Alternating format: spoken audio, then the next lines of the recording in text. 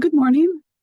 Hope everyone's having a great Friday and we'll be able to enjoy some of the nice weather that it sounds like it's going to be here today.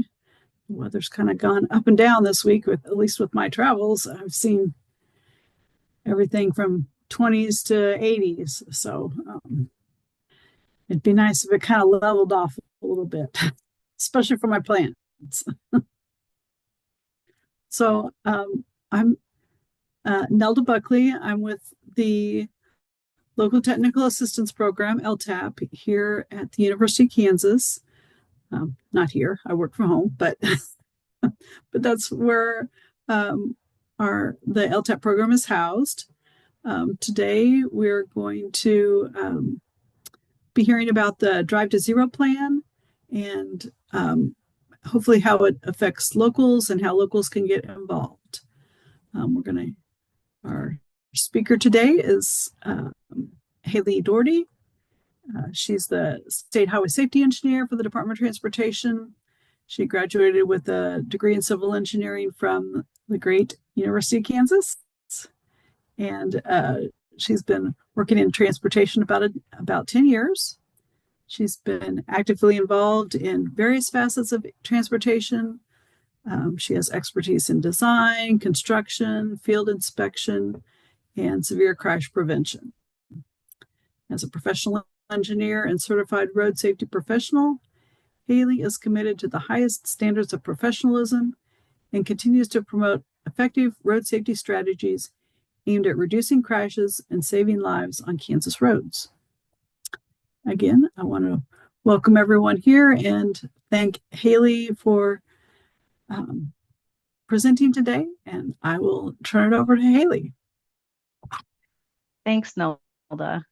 All right. I will preface this by saying that if anybody attended the engineering conference earlier this week, this presentation was shown there. However, I did modify this a little bit to where when we get into the actual strategies within the plan, I'm going to focus in on anything that is engineering or locally focused areas, which is nearly all of them. So you'll see when we get into that what that looks like. I think at the end, when we get through, we'll do any question, Q&A. If you guys have anything, feel free to utilize the chat throughout as well. All right. Okay. So just really quickly, I won't have a ton of time to get into everything in the plan and the process today, but what I will aim to tell you is the data behind why we're focusing on strategies in a certain way and highlighting for you those strategies that I mentioned before for engineers and planners and anything that touches on the local agencies. So for those of you that don't know or haven't heard, but the Federal Highway Administration requires that each state has to update their Strategic Highway Safety Plan, or SHSP, every 5 years. The SHSP must include strategies and initiatives for all public roads and all road users. As many of you know, KDOT and many other partnering agencies and organizations have spent a large part of the last year working towards updating the Strategic Highway Safety Plan, which we are now calling the Kansas Drive to Zero Plan. And its mission is to guide strategic investments with the goal of eliminating severe crashes, so those serious injuries and deaths, by reinforcing the layers of the safe system in Kansas. While the plan is data-driven, it does require communications, collaborations, and partnerships because data doesn't make decisions. People do based on the values that they hold. In fact, as I mentioned on the previous slide, we're using the safe system approach as the DTZ plan's guiding paradigm. So this image here on the right illustrates those critical principles of the safe system. One of the critical principles, which is understanding that redundancy is crucial to saving lives. What this Swiss cheese model illustrates is that all of the layers of the system would need to fail in order for a fatal crash to occur. Hence, the mission of the plan is to reinforce those layers of the safe system within Kansas. And additionally, this graphic shows that when we all work together, that lives can be saved. This plan is a living document and is implemented across numerous organizations. In fact, it's currently being updated with active participation, from nearly 200 stakeholders. This includes members of our Drive to Zero Coalition, which is the executive body that is leading this, and our strategy teams. There are 5 strategy teams as shown on the graphic. So excuse me, we have one strategy team for each of those safe system approach objectives. So we have post-crash care represented, safer roads, safer speeds, safer vehicles, and safer people. And these teams will work together to implement 4 to 5 strategies each over the next 5 years. In total, we'll work to implement 23 strategies in our plan, and all of which I will describe later in the upcoming slides. And in this plan, we have a concerted focus to localize the drive to zero and these strategic safety efforts. Ultimately, because cities, counties, and MPOs play numerous critical roles in traffic safety. So as the DTZ plan is data-driven, we're going to start with just a quick summary of statewide crash statistics and how these inform our strategies. So the graph on the left shows our fatal and serious injury crashes by year. While 2024 numbers are still preliminary, we had a significant decrease in fatalities and should end up between 350 for 2024. At the current rate, we are trending towards an ambitious goal of going below 300 fatalities by 2030 and year zero in early 2050s. But we all know that crashes can be random and will change over time, and so this is not going to be a linear process. It may take some time before we have the serious injury data in 2024, but as shown in the graph, the serious injuries have been rising while the fatalities have generally been flat, basically. Much of this is likely attributable to the change in the code guidance for law enforcement started in 2019. So essentially what happened in 2019 is they upgraded the definition of suspected serious injury to include several more types of injuries and more specific types of injuries, which is why you see that that large jump between 18 and 19 with that definition change. However, we are still seeing these injuries increase. So if we look at total crashes since 2018, the total crashes are down 8%, including fatalities. However, the crash costs have gone up by 4% due to the increases in those serious and minor injuries. The increase in those serious injuries have been much more pronounced on the local system and specifically on urban roads.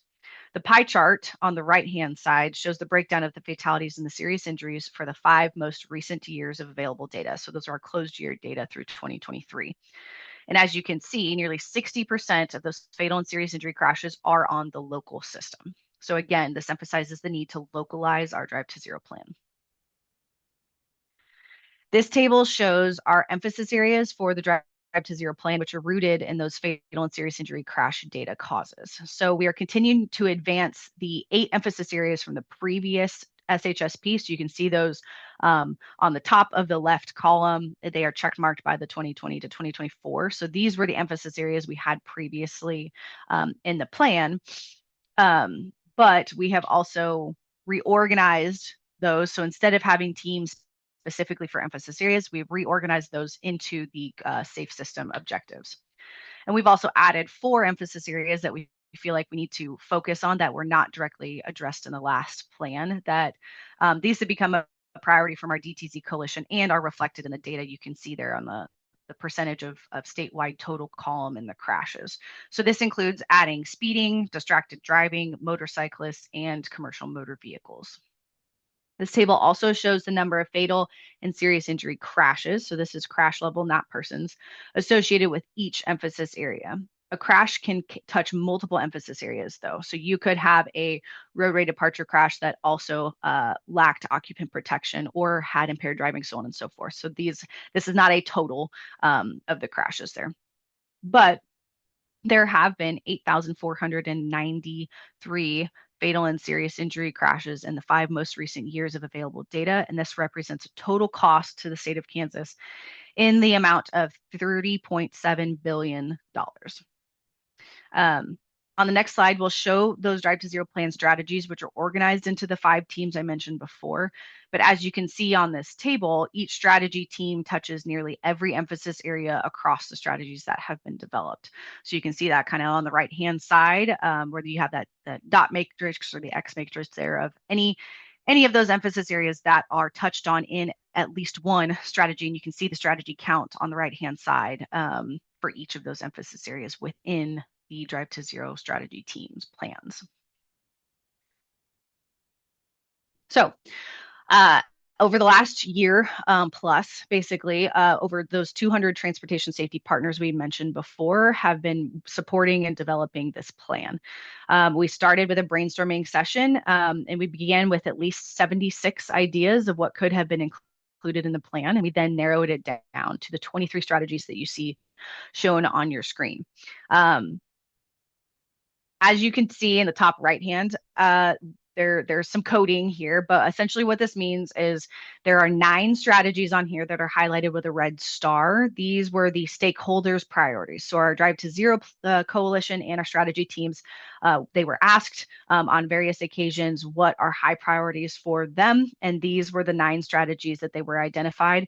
All of the strategies are going to be included in the plan, but these are the ones that were high priorities to our stakeholders.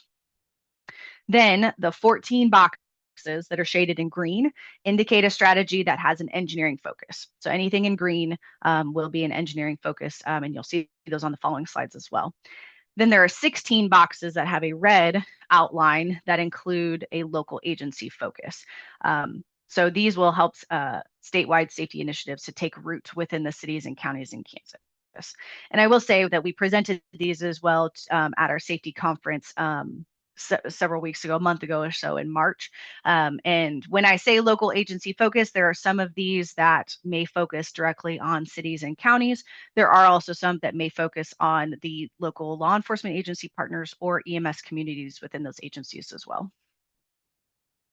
So each strategy team has a guiding objective. I'm not going to read everything to you, but essentially this is the same language that the USDOT uses in the National Roadway Safety Strategy that outlines these safe objectives. So this is Safer Roads objectives, which is to design those roadway environments to mitigate the crashes, the mistakes that happen, and account for those injury tolerances, and account for all road users, especially the most vulnerable. So this is kind of all the slides will follow the same formatting here, but again, you'll see that key at the top right. So if it has a star, that is a stakeholder priority for this team. If it is green, which all of these are, they have an engineering related focus. And then if it has a red border, which is 1 through 4, on this one has a local agency focused. So SR1, this is our safety co-benefits. This is focused on incorporating safety in other transportation program areas and decision-making, such as project identification, selection of alternatives, and maintenance. And this will include training for locals and MPOs based on the lessons learned elsewhere. An example of this could be adjusting project selection processes that yield the greatest safety benefit within a project. SR2, this is our high-risk urban roads program. This entails a concerted effort to continue to deploy resources to local public agencies to improve safety for pedestrians and cyclists, specifically at things like stop-controlled or signalized intersections on the local system. This is a continuum of several efforts from the previous SHSP around intersection safety, as well as the state's vulnerable road user safety assessment. This is intended to streamline the implementation of low-cost improvements on urban local roads, similar to how the high-risk rural roads program streamlines funding towards the local rural roads. SR3 is our prioritizing implementation of the local safety plans. This one is particularly germane to our previous discussion about local safety planning. As we've discussed, the state has invested significantly in local safety planning over the last 5 or more years, including local road safety plans, the Safe Streets and Roads for All plans, and others. Once we complete all of these planning efforts, really it comes down to what do we do to implement the recommendations from those plans. So this strategy will focus on resource sharing and education to help local agencies find funding for safety improvements and to share the information with each other on lessons learned. SR4, this is context appropriate design guidance and policies. This is a strategy that will develop over the next few years as KDOT begins implementing efforts from national research efforts ongoing now on how to best consider the needs of all road users in a context appropriate way. So this strategy pertains to the local agencies because once KDOT develops a policy or program or guidance, however it ends up being, we will be able to share that with MPOs and local agencies. And this could potentially include reviewing and updating KDOT's access management policy and City Connecting Link Improvement Program guidance. SR5 is a strategy. This is our district safety plans that it will be used for conducting safety plans for state system roads and highways in each of the 6 KDOT districts. So this will be specific, very similar process, although it's not yet outlined what it will look like, but similar process to the local road safety plans we did for counties. We would do something similar for our KDOT districts as well. And this will also include sharing that information with anybody within that district, so any counties, cities, and MPOs. And then we will look to track the projects that are implemented from these plans. So part of these planning efforts would likely involve coordination with the cities and counties and MPOs on their existing local safety planning efforts and overlap that or interface that with the state system. Okay, safer people objective. So this is to essentially encourage safe and responsible driving and behavior by all road users. So again, I view this as drivers, as road users, we have a responsibility to make safe decisions as we use the roadways. So many of you have heard about the Safety Corridor Pilot Program. So that is SP1. So this will be a continuation from the last SHSP. In the new plan, though, we could provide guidance or resources on best practices if a local agency wanted to set up their own safety corridor and help identify locations within their jurisdiction. The second one here is the educational initiatives on proven countermeasures. So one of the action steps in this strategy is to share unified messaging about how human actions with the multimodal transportation system, for example, like how to navigate newer countermeasures such as roundabouts or diverging diamonds, as well as raising awareness to the presence of VRUs within those facility types. And this strategy in particular will be tailored towards education for older drivers as well. And that is part of an FHWA requirement that we have based on our crashes represented by the older driver population. This will also include messaging for educating decision makers on the benefits of investing in these countermeasures. So when we talk about roundabouts, getting law enforcement, getting city managers, things like that involved on really why are we doing things like this? What is the benefit? And then ultimately, as a member of the public, how do you use it? How do you navigate it safely? So in my opinion, I think this will remove some of the barriers with the resistance that we have to some of these countermeasures that we are trying to implement throughout the state. SP3, this is our traffic safety culture initiative. This is particularly exciting because it would because we would like to establish a Drive to Zero community recognition program that celebrates strategic and coordinated commitments made by cities and counties that aim to reduce transportation deaths and serious injuries, and then celebrate those successes. But overall, this is to kind of develop ad campaigns that are focused on the pro-social or the social norming messaging around these safety topics. So instead of punitive messaging, we're looking at things social norming. What can you do to influence those around you? And then finally, SP4 is the impaired driving testing improvements. This might be of interest to the local law enforcement agencies regarding drug testing. This strategy will include efforts to expand awareness of resources and technical support available through the law enforcement liaisons, the traffic safety resource prosecutor, and our newer judicial outreach liaison. Safer speeds. This is to promote the safer speeds in all roadway environments. This includes design, the education, and the enforcement of those safe speeds.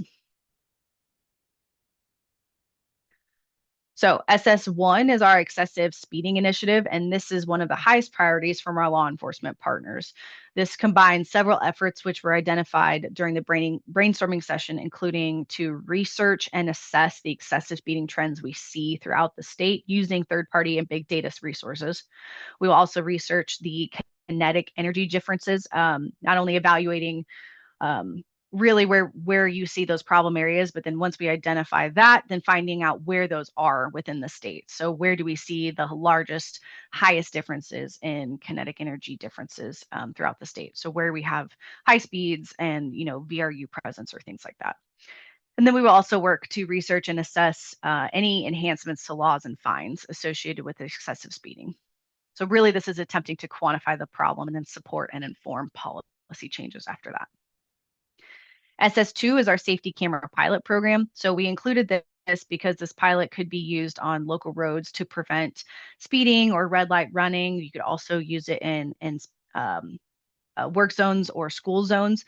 But it is important to note that this is really just this is not going to be an enforcement pilot. This is really a proof of concept. So we are testing the material or the technology and answering the questions that we need answered if we were to proceed with anything in the future. So what type of information do we need? What is the technology capable of doing? And then where are the gray areas that we need to define? So this pilot will be really just testing that information, that proof of concept, and then outlining anything that we need in the future. So SS3 is our speed feedback sign program.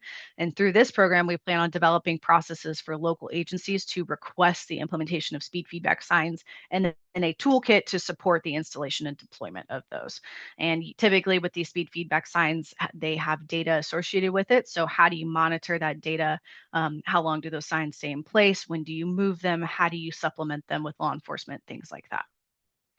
SS4 is our KDOT speed policies and practices. So this involves just a review of our KDOT's speed-related policies and practices using information provided in the most recent version of the MUTCD, as well as FHWA's speed limit setting guidance that they have recently published in January, I believe it was.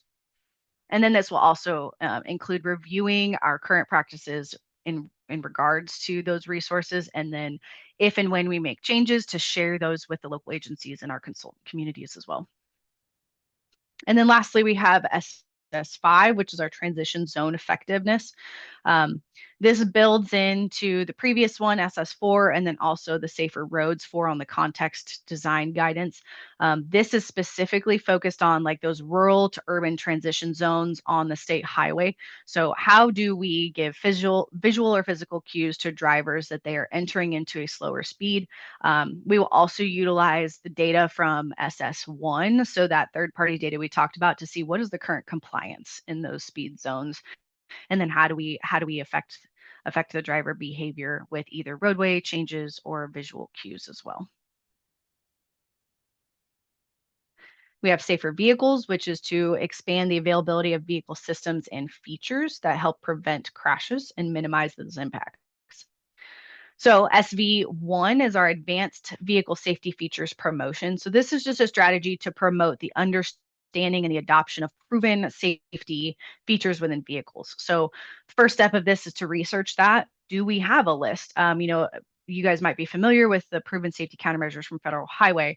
And there are some that NHTSA provides for vehicle safety features, but we're going to dive into our Kansas research to see where do we see crashes that may or may not have these vehicle safety features included, and then what was the result of those crashes? Did we see the benefit from those crashes? And then once we have gathered that information, we can use that to encourage and or incentivize those companies that have fleet vehicle purchases, and then giving them information on what aftermarket solutions that they could be looking for vehicle safety within their fleets. SV2. This is really SV2 and SV3 are very similar in the fact of AV and CV readiness, and then some pilots. But SV2, the AV readiness, so this will support ongoing efforts to prepare for any AV pilots that we have, whether KDOT Kansas has established legislation and is open to engagement with these pilot projects. So really this is tracking if and when we get AV pilots on board, and then keeping up with the ongoings of the AV advisory committee that has been created as well. And then the overlap between SV2 and SV3 is really making sure that our infrastructure is ready to support these types of technologies in vehicles. So this will focus really on that connected vehicle, the V2I and V2X deployments. So first steps of those will be to make sure that our infrastructure is prepared, and then we will look at any other pilots that are ongoing, similar to like the US 83 connected corridor over in the Garden City to North area as well. Another example of this one too would be emergency preemption systems for onboard units with signal communications within your cities as well. And then lastly, SV4 is the assessment of vehicle inspection requirements. So this strategy is really just to dig deeper into any relationship between our current vehicle inspection requirements and the safety outcomes. And then we will include that to review other states' vehicle inspection requirements and what their policies are and their relationships to their crash outcomes as well. All right, we're almost through it. Okay, last one here is the post-crash care objective. So this one, while relatively new to us, I think we're pretty excited in this space, and there's a lot of movement with the EMS communities and hospitals and things like that to get things going with here. So this one is to enhance the survivability and basically provide that expedient access to emergency medical care. And then not only that, but creating a safe working environment for first responders to prevent those secondary crashes as well. So there are 5 strategies within this one. So the first one is the assessment of the timeliness and quality of care. So this one will expand on some golden hour research that we currently have just wrapped up with K-State, which really what it was doing is identifying the biggest needs for improving that response time or quality of care throughout the state. So where did we have those gaps in timely care? Some ways that this might involve local partnerships is identifying those service gaps in EMS or trauma centers. And then we also hope to support efforts to provide emergency medical dispatch training and then protocol and resources to dispatch centers as well. PCC2 is linking crash, EMS, and trauma data. We have a statewide focus that involves multiple ongoing initiatives to better link these 3 separate and not well connected data sets. So the crash data, the EMS, and the hospital trauma data. This might include a trauma band pilot that you would attach to a crash victim that we would then be able to follow to see what their trauma outcomes are from the crash, and then it would be linked directly back to the crash. So to follow from the scene of the crash to wherever they get transported and treated, and then we can tie that back to the crash as well. PCC3 is outreach to prosecutors and judicial partners, and this is really focused on better quantifying and understanding the impact of reckless drivers and habitual violators, which are both identified by state statute, and then educating law enforcement, the prosecutors, the judges, and even DMV staff on the importance of this topic and the data and resources available. So those repeat offenders is really what we're looking for on there. PCC4 is the traffic incident management, so the TIM training improvements and program expansion.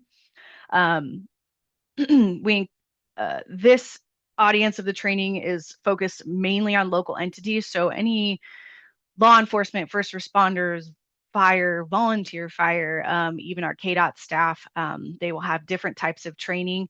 But this TIMS training we've been trying to deploy throughout the state to get more people to the table.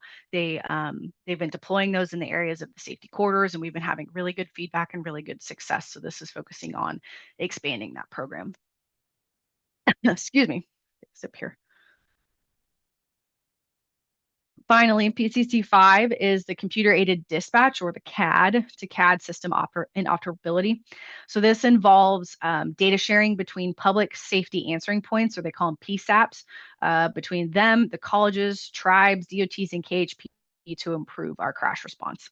So in the state, there are 118 PSAPs, and these currently utilize a number of different electronic data vendors. So this strategy is a priority for NHTSA specifically across the country to improve the data sharing and the integration across these dispatch systems to improve crash response. Okay, you've made it through the bulk of it. Those are all the strategies. I've got a few other clothing slides, and then I can open it up for Q&A if and when we have anything. So We just completed our strategy team meetings this morning, actually. So these were the last strategy team meetings that we were having before we finalized the plan. So right now we're working on, we should be seeing a draft final plan by the end of this month. And then we will present that plan to the Drive to Zero Coalition in May. And then when June comes around, we're getting final approval for the plan within KDOT and FHWA as well to approve that plan. And then once that plan gets approved, starting in the new fiscal year, we'll be working on the implementation through 2029. So while those strategy teams have concluded, I still feel that if you want to be engaged, we will be meeting again with these strategy teams in late July sometime, and we are working towards the implementation. So if anything that I just went over really piqued your interest, or specifically if you feel like there is something you want to contribute to any of these strategies, if you have any resources or just want to be kept in the know, there are a couple of different ways that you can do that. So please reach out to our email there. It's just drive20@ks.gov. And then lastly, before my closing slide, this is really just a how can we help you? So if we failed to mention before, I'm in the Transportation Safety Bureau at KDOT, which houses 3 different sections. We have behavioral safety, safety data, and planning and engineering. So in my section, planning and engineering, I can help with safety plans and studies and specifically infrastructure improvements and funding associated with that. But there are also several other resources available. Behavioral safety focuses on the education and the outreach, enforcement and emergency response, and they handle a lot of the NHTSA dollars. So Gary would be a great one to reach out to. And then right there in the middle is Jim's section, the data section. So all of the dashboards and tools that we have available, I hope you have seen some of those. If you have any specific interest, or if you want crash data or reports, that is the section to go to inquire about that. So that is everything I have. Try to get back into Zoom here to see if there are any questions, or, Nelda, I'll let you kind of take that over as well. Yeah, thank you, Haley. I think that was a great summary. I've been involved in the Safer Roads, Safer Speeds, and Safer People groups. Of course, I'm most interested in Safer Roads, but I think some of the others are great as well. And I know some of the people here on the call have also participated, at least from time to time, on those. So I guess just to start with, does anyone have any questions? Feel free to unmute or turn on your video, even if you'd like, to ask any questions, share any thoughts about just about the plan itself, and how locals are affected and can be involved. So I'll be quiet for a moment here.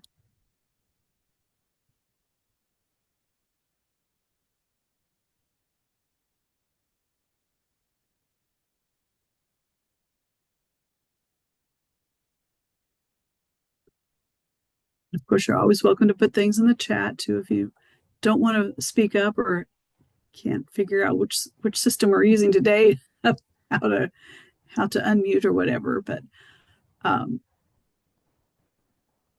the other thing that I thought I would mention, I just saw that the high-risk rural roads have just announced their project awards, so we have 11 more counties that will be getting some safety improvements here soon. So that makes me really excited more for the high-risk urban roads program that hopefully will benefit cities throughout the state, in addition to those counties that we've been making improvements to. Mm-hmm. Yeah, and I think, while people are maybe thinking of questions, so I pulled up this slide here so you can kind of see those in high level. But the SR3, the local safety plan implementation, I think that is something we're really looking forward to. And a big part of that is really just identifying what the need is. So what is the magnitude of need and the amount of funding that it would require to essentially all of those plans that counties have done, and then the SS4A plans that are coming up.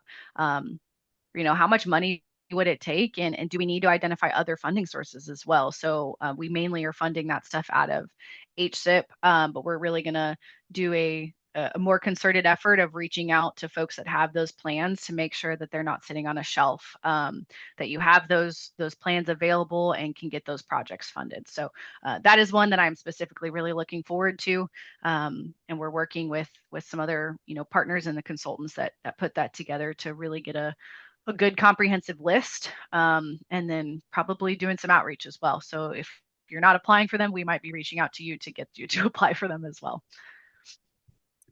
Yeah, I've been the last couple of weeks at a lot of the county highway group meetings, all but District 4. They're next week. But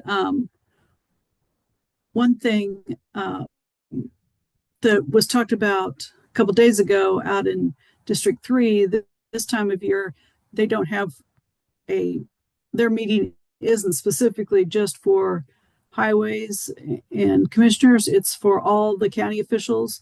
Anyway, they had a presentation from Bruce Cladney with the Kansas Association of Counties, and they do a lot of lobbying with the legislature and that sort of thing, trying to reduce or at least not increase the requirements on counties, that the state may say, or the legislature may say, you have to do this, even though we're not giving you any additional funding to do that. So they put together, I think, 18 things that the legislature has already said you have to do. And they're trying to figure out how much that costs and everything. And just to provide some information to the legislature, well, he was trying to think of if there's any other data that would help them have good communication with the legislature about how what they do affects the counties. And so the next day, we were both at the next meeting, and I visited with him because I said, I've been thinking about this. And one thing, too, is unmet needs. So, yes, counties make it work with what they're required to do, and then they just have to prioritize beyond that of what they're going to spend their money on. I said, there's a lot of unmet needs out there, whether that's just maintenance of roadways, but also safety needs that I think can be prioritized, or identified how much unmet need is out there. And so he was going to think about that. But I think it kind of goes along with what we're talking about here, that, we have, even if each county only did their top one or two priorities from their local road safety plans, that's a lot of money that counties would potentially be spending, and but still reducing a lot of crashes by doing that. So if they didn't have to maybe spend money on some other things, this could be a way to spend some of that money. Mm-hmm. So, and I don't know how many people on the call. I'm also looking now at the SR2, the urban roads. So we are on the heels, hopefully. We're still kind of ironing out the details of launching another systemic program that would be 100% funded. And really what it is it's a material purchase for those stop controlled intersections. And so we will be looking to communicate and probably have like a webinar launch for stuff like that. So that'll be something that I'll ask Nelda to help communicate and spread the word about when we are ready to launch that. But yeah, we're really, as you kind of saw on the crash slide, the local roadway focus is huge. I mean, I don't think it's any surprise for anybody that, the large majority of our roads are local network, which means that we have 60 to 70% usually on average of our fatal and serious injury crashes occurring on those roads. So it's a large network. We don't get a ton of funding relative to that network. And so we're trying to figure out, especially these, personally, my goal is to target the low cost, sort of quick deploy types of effective projects. I do think that there is a need for, reconstructing an intersection at some point in time or whatever it might be, but that really does take time. It takes a lot of money and we can't spread it very far doing it that way. So while I do think that there is a time and a place for that, my goal is to really focus on what we can get widespread to get the biggest benefit cost to all of our local roadways. So my Yeah, little when I soapbox there. three of the six county just groups um, asked me to give presentations, but didn't give me a particular topic that they wanted to talk about. So for those three, I did talk about uh, crashes. I used information from the crash data dashboard. If anyone's not familiar with that, that's a great resource. Yeah. Whether it's for, I was looking district wide, but obviously you can zoom in on a county or a city even, and get some interesting information that I realized as I was doing this. Different districts have different needs and different things that are more risky for them. One district, driving while intoxicated was the highest driver contributing factor, and then the one I was at yesterday, it wasn't even on the list. So it was kind of interesting to see that. So yeah, you can certainly find the dashboard at KDOT's website. Just look under Drive to Zero. I could spend hours a day playing with that. Right. So, Yeah. Yeah, it's really great. Well, while we've been talking, has there been any questions that have come up about any of the strategies? I'd be certainly happy to answer any of those, or you can contact me. My email's on the slide here. So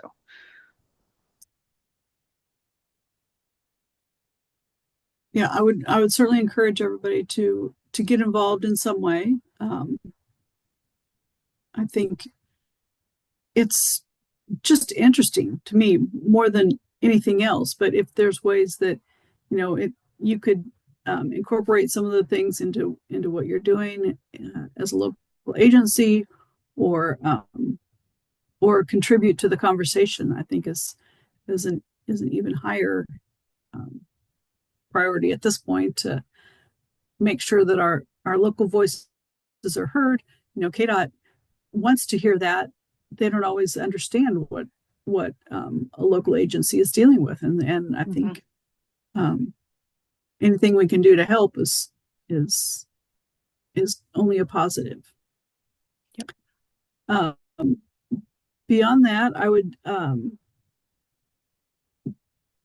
also open up if anybody has ideas for future roundabout topics. One thing I heard about when I've been out these last few weeks was, I believe it's Leavenworth County is leasing most of their vehicles, both trucks and that sort of thing, but also their maintenance and construction type vehicles. They're leasing it all. And I just thought that was a unique concept, and thought I'd see if that was something that others would be interested in hearing about.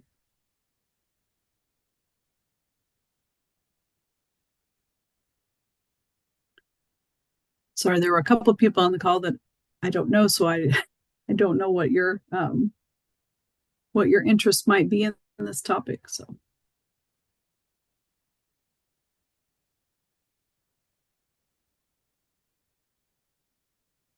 well, if no one else has anything, we don't need to just stay here on the line and just babble. We can we can end, and I really want to thank Haley for all that she's done. I've been really impressed with how she's just jumped in and taken the lead on so many different things, safety wise. And there's I a think lot it's of great. moving parts, and I'm looking forward Yes. to this plan getting started. So yeah, it'll be nice. It'll be nice to get going. We got a lot of support behind it, which is great. So appreciate Yeah. everything you guys have done. Thanks All for right. having Well, me. thank you all and hope to see you in June. Thanks.